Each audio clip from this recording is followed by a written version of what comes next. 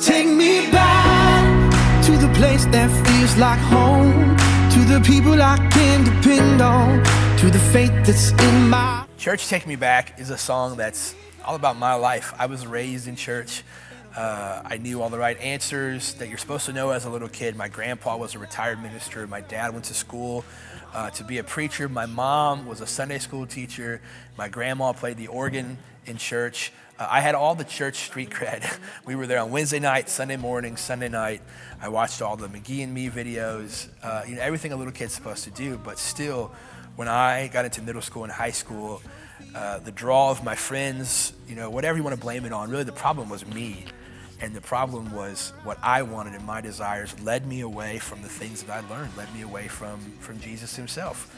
And I found myself broken internally in every place that I went to try and cope with that longing that I had in my heart. Just left me more and more broken, more and more unhappy.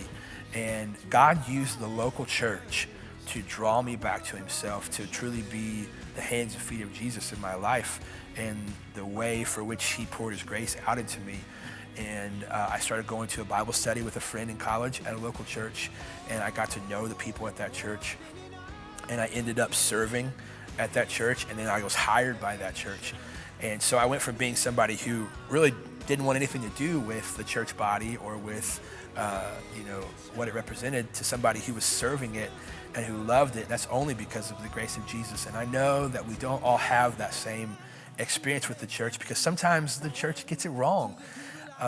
We're not perfect people. We are broken people. We are desperate, messy people, but we're people who know that we have a perfect Savior.